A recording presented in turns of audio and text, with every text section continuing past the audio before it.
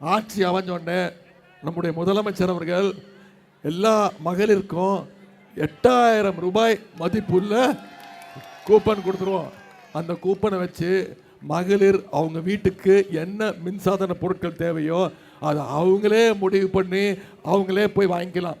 Fridge, TV, cooker, mixie, grinder எதுவாக இருந்தாலும் அது மகளிரே முடிவெடுத்துக்கிட்டோன்னு நம்முடைய தலைவர் அறிவிச்சிட்டார். இந்த திட்டங்கள்லாம் இவ்வளவு திட்டங்களை செஞ்சிருக்கிறோம். இவ்வளவு திட்டங்களை செஞ்சதுனால தான் இன்னைக்கு நம்முடைய தமிழ்நாடு இந்தியாவிலேயே நம்பர் 1 மாநிலமாக வளர்கின்ற மாநிலங்களில் முதல் இடம் 11.19% வளர்ச்சியோடு இன்னைக்கு முதல் இடத்தை பிடிச்சிருக்கிறோம். இன்னைக்கு நம்ம இவ்வளவு திட்டங்களை செஞ்சிருக்கிறோமே, ஒன்றிய பாஜக அரசு நம்முடைய மாநிலத்துக்கு அரசுக்கு ஏதாவது துணையினர் இருக்கா? நம்ம மாநிலத்துக்கு தேவையான நிதி உதவி கொடுக்குறாங்களா? ஏதாவது திட்டங்கள் கொடுக்குறாங்களா? சென்ற பட்ஜெட்டில் ஒன்றிய அரசோட பட்ஜெட்டில் தமிழ்நாட்டுக்குன்னு எந்த திட்டமும் இல்லை.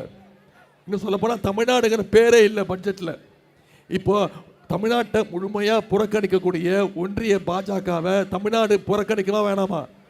அதனால தான் நம்முடைய தலைவர் மீண்டும் மீண்டும் சொல்றார், இந்த சட்டமன்ற தேர்தல் டெல்லி அணி வெர்சஸ் தமிழ்நாடு அணி.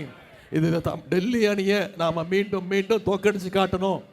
நம்முடைய தமிழ்நாட்டை எப்படியாவது பாஜக உள்ள நுழையணும்னு பார்க்குறாங்க. நேரடியாக நம்ம தமிழ்நாட்டு மக்கள் அனுமதிக்க மாட்டாங்கன்னு தெரிஞ்சு இன்னைக்கு அதிமுகங்கிற போர்வையை போத்திக்கிட்டு உள்ள வரணும்னு முயற்சிக்கிறாங்க. அதிமுகவுக்கு விழுற ஒரு ஓட்டும் பாஜகவுக்கு விழுற ஓட்டுங்கிறத நீங்கள் மனசில் வச்சுக்கோங்க. அடுத்த இன்னைக்கு தேதி 8ஆம் தேதி, வர்ற தேர்தல் வந்து 23ஆம் தேதி. இன்னும் நம்முடைய கைகளில் 15 நாட்கள் இருக்கு. உதயநிதி வந்தார், பேசினார், திட்டங்களை சொன்னார், வாக்குறுதி கொடுத்தாரு. கலைஞ்சு போயிட்டோம், உடனே கலைஞ்சிட்டு போயிடக்கூடாது. நீங்கள் ஒவ்வொருத்தரும் அடுத்த 15 நாட்கள் இந்த பிரச்சாரத்தை இன்னும் தீவிரமாக மக்களில் கொண்டு போய் நீங்கள் சேர்க்கணும். ஒவ்வொரு பகுதியாக போங்க, ஒவ்வொரு தெருவாக போங்க, ஒவ்வொரு வீடுக்கு போங்க, ஒவ்வொரு வாக்காளரையும் சந்திச்சு நம்முடைய திட்டங்களை பற்றி சொல்லுங்கள். 5 வருஷம் என்ன பண்ணியிருக்கோன்னு சொல்லுங்கள். மீண்டும் ஆட்சிக்கு வந்தால் என்ன பண்ணுவோன்னு சொல்லுங்கள். மீண்டும் தமிழ்நாட்டுக்குள்ள சங்கி கூட்டத்தையும் அடிமை கூட்டத்தையும் உள்ள நுழைச்சிட்டோம்னா தமிழ்நாடு எப்படி பின்னோக்கி போயிடுங்கிற பிரச்சாரத்தை செய்வீங்களா?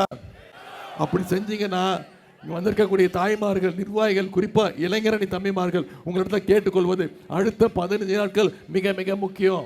இந்த பிரச்சாரத்தை மக்கள்கிட்ட கொண்டு போய் சேர்த்தீங்கன்னா 200 234 தொகுதியிலையும் நம்முடைய திமுக வெற்றி பெற உறுதி.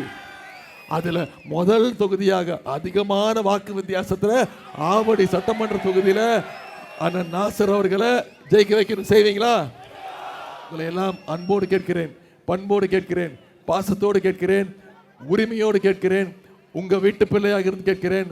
இன்னும் பெருமையாக சொல்லணும்னா தலைவருடைய மகனாக இருந்து கேட்கிறேன்.